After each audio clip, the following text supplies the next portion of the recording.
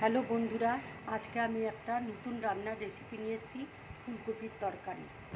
দেখো, ফুলকপিকে জলে ভাপ দিয়ে সেদ্ধ করে আমি ভেজে রেখেছি।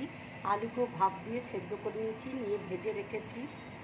এখানে তেজপাতা আছে, চিনি আছে, হলুদ আছে, নুন আছে, আর এখানে আছে জিরে, কাজু আর লঙ্কা। আমি লঙ্কা, কাজু আর জিরে একসাথে বেটে নেব।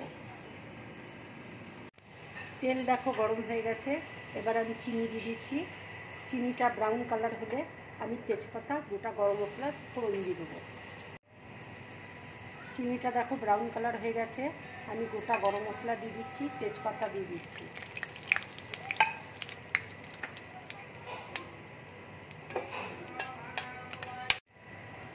এবার আমি মশলাটা দিয়ে দিচ্ছি।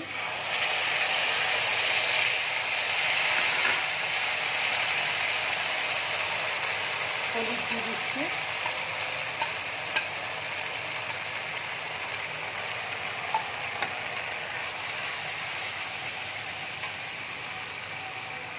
কাশ্মীরি লঙ্কার গুঁড়ো দিয়ে দিচ্ছি।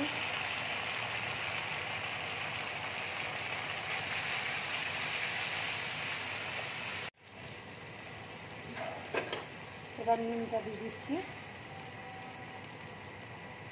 মশলাটা ভাজা হয়ে গেলে আমি ফুলকপি আলুটা দিয়ে দেবো।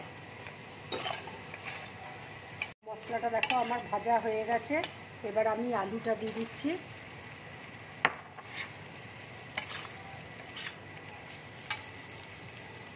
ফুলকপিটা দিয়ে দিচ্ছি।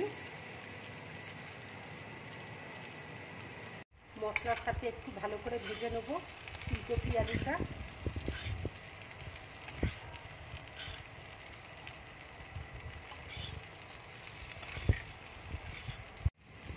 দেখো আমার কপিটা ভাজা হয়ে গেছে।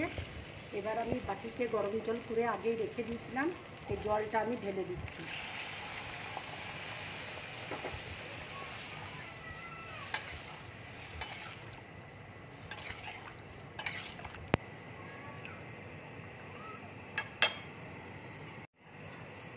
এবার আমি ঢাকা দিয়ে দিচ্ছি। ফুটে গেলে আমি নামিয়ে নেব। এবার আমি ঢাকাটা খুলে দিচ্ছি। দেখো ঝোলটা আমার ফুটে গেছে, কপিটা আমার রান্না হয়ে গেছে।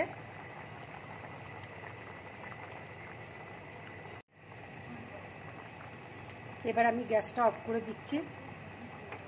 এবার বাটির মধ্যে নামিয়ে নিচ্ছি।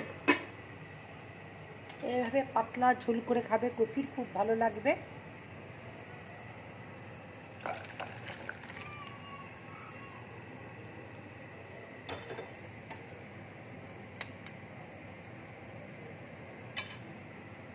যদি আমার রান্নাটা ভালো লাগে, লাইক করবে, শেয়ার করবে, আর ড্রিম ব্লগ চ্যানেলটাকে সাবস্ক্রাইব করবে। নমস্কার।